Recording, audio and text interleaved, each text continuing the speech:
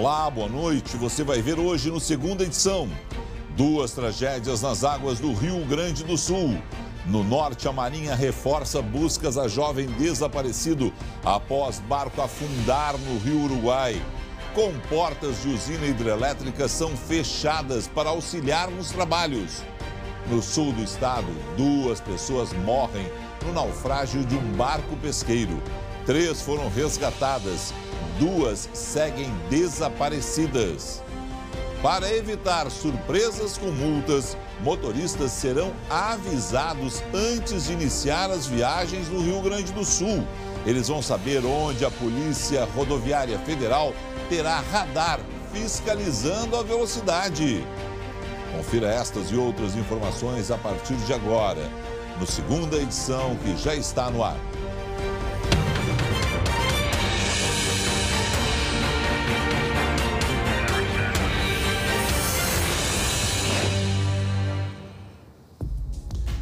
Infelizmente, 2 casos muito semelhantes aconteceram hoje no Rio Grande do Sul e dominam o nosso noticiário. Estou falando de 2 naufrágios envolvendo jovens. No sul do estado, 2 pessoas morreram quando um barco pesqueiro afundou. Outros 3 tripulantes foram resgatados, mas 2 seguem desaparecidos. Todas as informações direto da redação com a Luciane Coleman. Lu, que a gente já sabe a respeito principalmente desse trabalho agora para tentar descobrir onde estão essas pessoas desaparecidas. Lu. Olha, Felipe, boa noite para você. A Marinha continua as buscas lá na região sul pelos 2 desaparecidos, né? O naufrágio aconteceu ali na região do Farol Saritas, que fica a cerca de 60 quilômetros ali da Praia do Cassino, perto de Rio Grande, né? Bem no sul do estado. Sim.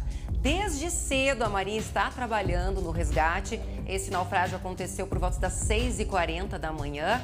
Inclusive, a Marinha já mobilizou mergulhadores e até um navio patrulha.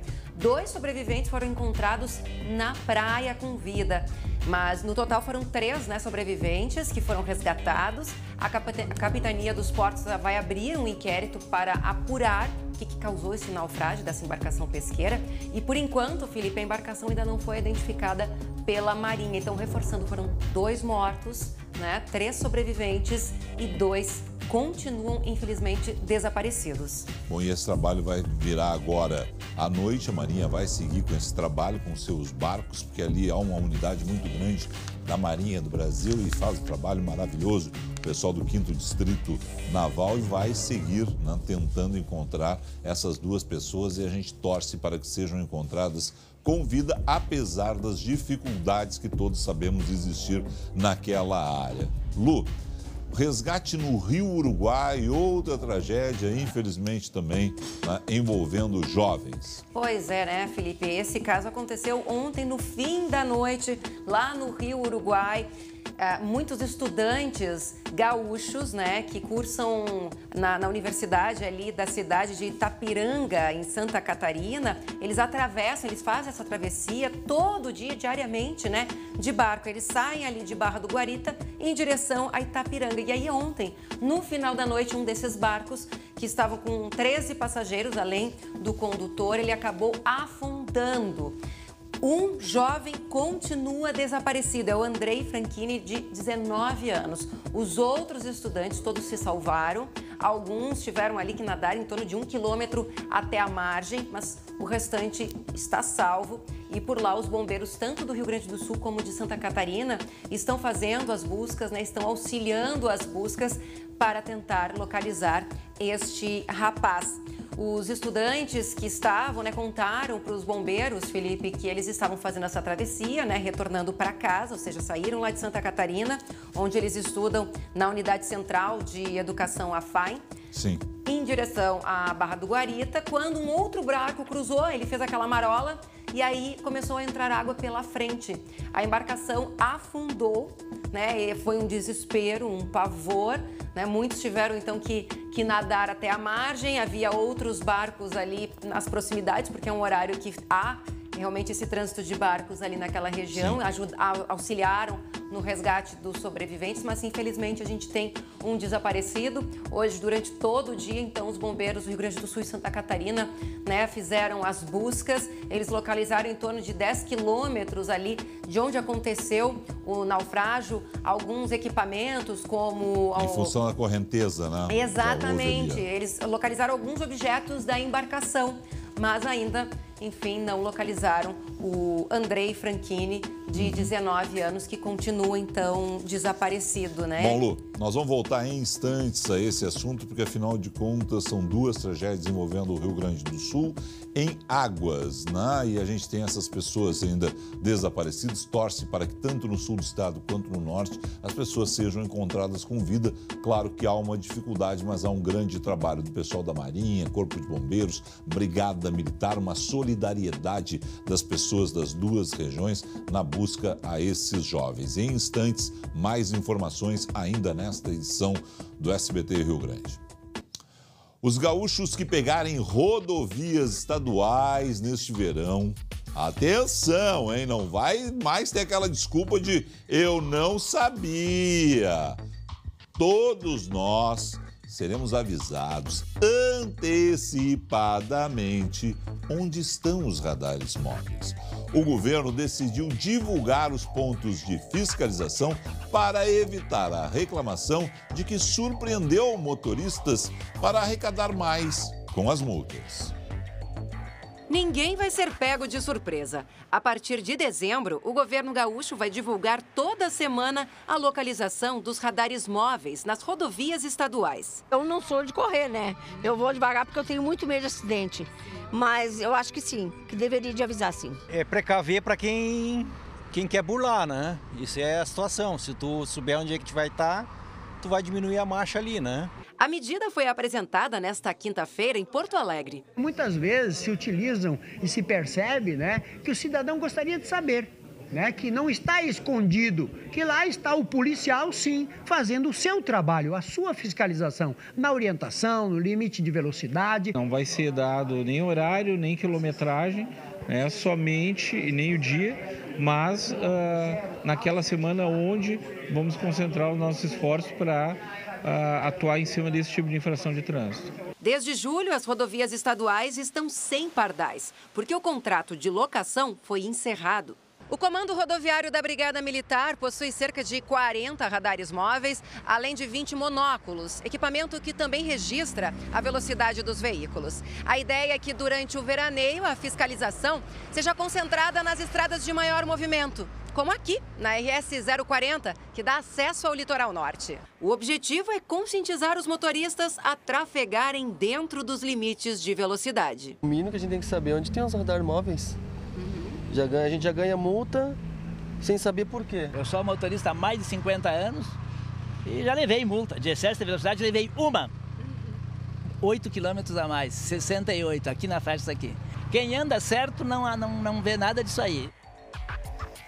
Eu quero saber a sua opinião a respeito disso tudo, portanto dá tempo, não é, para você entrar nas nossas redes sociais e dar a sua opinião, tá certo? A respeito desse assunto, os pardais das rodovias estaduais, a Secretaria Estadual de Planejamento informa que foram realizados em setembro 2 pregões para contratar os serviços de controle de velocidade com captura, transmissão de dados e imagens de vídeo. A proposta vencedora de um deles aguarda a análise final para ser homologada.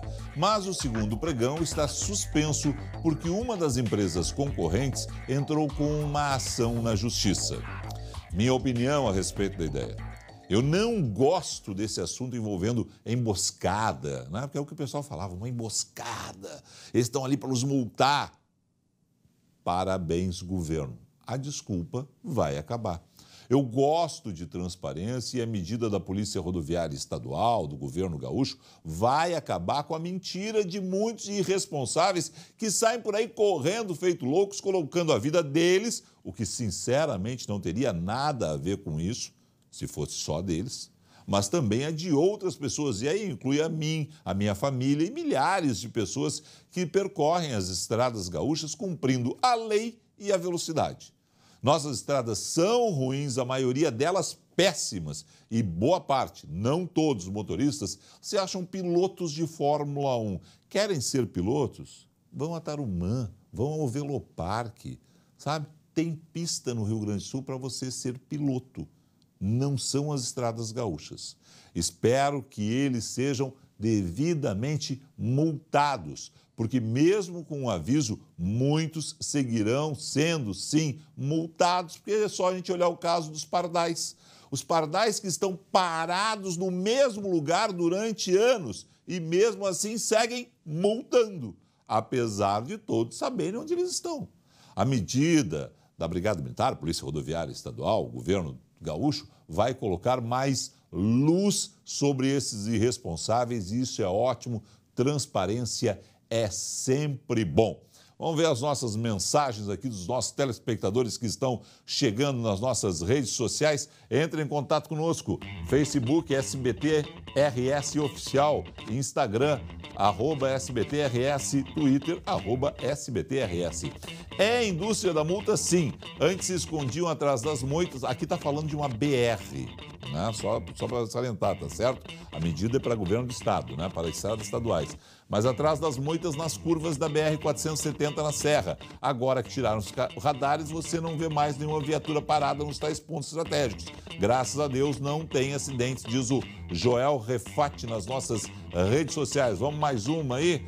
Após a proibição dos radares, mais um falando nas BRs pelo presidente Bolsonaro, as mortes por excesso aumentaram? Questiona aqui Lulu Gouveia nas redes sociais. A terceira mensagem de hoje: acho que isso tira a função do radar móvel. Só irá incentivar a imprudência nas estradas onde o motorista sabe que não terá fiscalização, pois será avisado. É a posição do Jorge Renato. Entra em contato com a gente quer saber a sua opinião. Ainda hoje nós vamos falar mais a respeito dessas tragédias envolvendo jovens no Rio Grande do Sul. O naufrágio que aconteceu no Rio Uruguai. Um dos estudantes que estava no barco e conseguiu sobreviver vai explicar ao vivo como tudo aconteceu em instantes, aqui no Segunda Edição.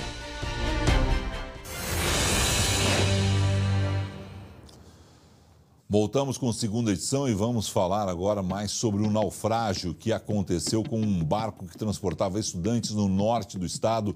Um desses jovens que estava no interior do barco é o Jardel Tamioso. Ele está em contato conosco pelo telefone.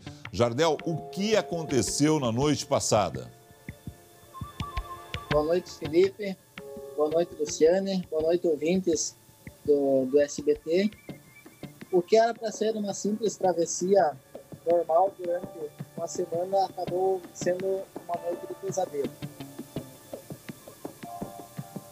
Como foi? Desculpe, Jardel, mas como foi? O que aconteceu na hora ali? O que você consegue contar para a gente do momento, né, do naufrágio?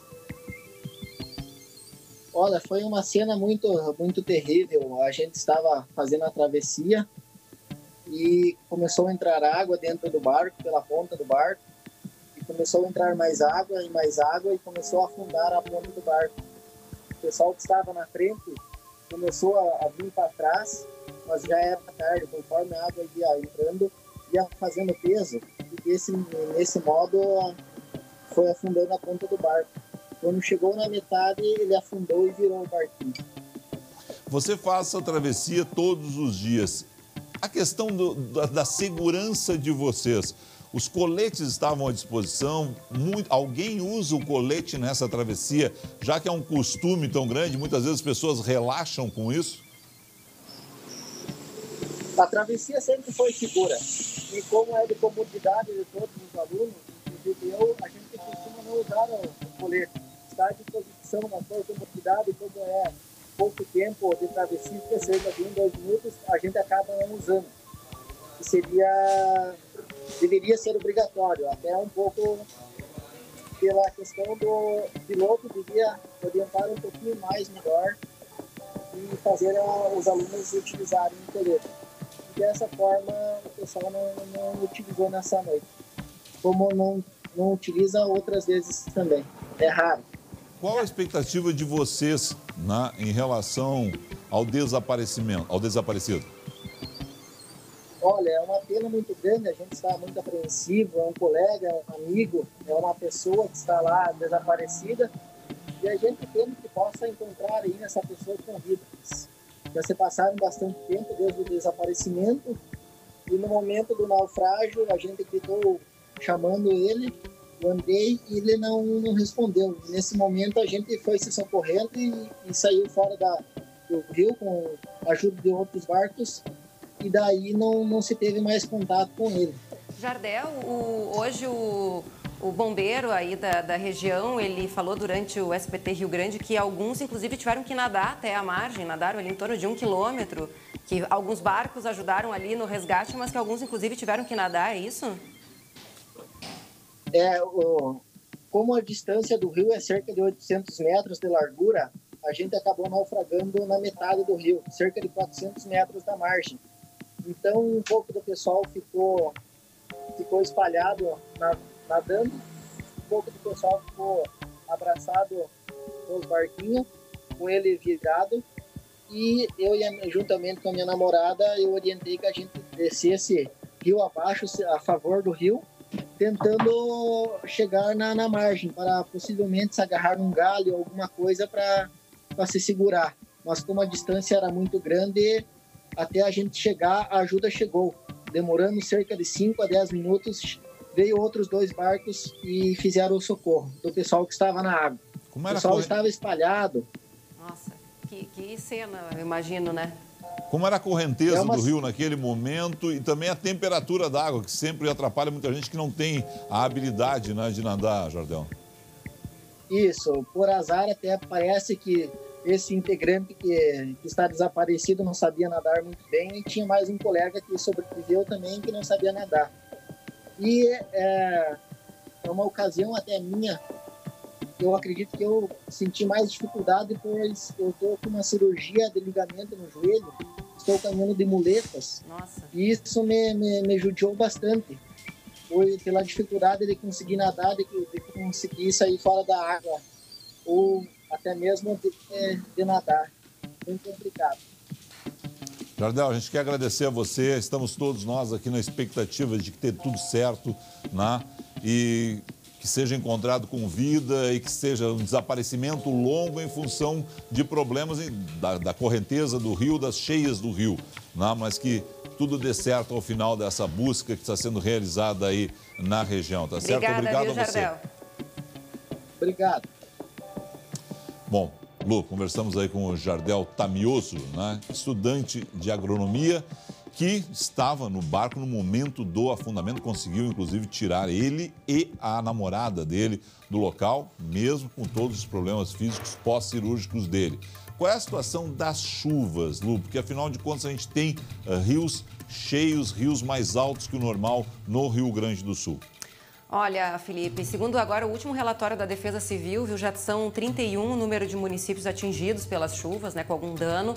Mais de 6 mil pessoas foram afetadas pelas chuvas. Em Nova Prata, na Serra, por exemplo, a gente tem um vídeo, olha só o volume de água da cascata da usina. Eu conheço essa cascata e não é assim, eu diria que está quase 3 vezes mais, se não mais do que isso. Fica pertinho ali do Parque de Águas Termais. Assustador, porque foi muita chuva na região. Em Nova Roma do Sul, também na Serra, choveu 70 milímetros em apenas 20 minutos. E olha só essa imagem, a gente vê a força da água ali de um córrego batendo nessa ponte. E aí a gente vê, inclusive, ó, a água já invadindo ali Parreirais, ou seja, toda a parte ali da área rural, né, de Nova Roma do Sul, que inclusive tem aí essa produção de vinho muito forte. Pelo menos 7 rodovias estaduais, inclusive, também seguem com bloqueios. Na RS 122, na Serra também, continua lá o trabalho de limpeza no quilômetro 45. O trecho está totalmente interrompido por causa da queda dessa super barreira, né? E por enquanto não há previsão de quando o trânsito vai ser totalmente liberado, então, para o tráfego. Agora vamos dar uma olhadinha, então, na previsão do tempo para amanhã, porque as notícias são boas. A chuva vai dar uma trégua ao longo do dia, sol e nuvens e a temperatura sobe. Agora, atenção, porque no fim de semana a chuva retorna, a instabilidade retorna e aí por isso segue a atenção aí para o nível da água, né, dos rios aqui do estado, Felipe. Obrigado, Lu. Até amanhã. Até amanhã.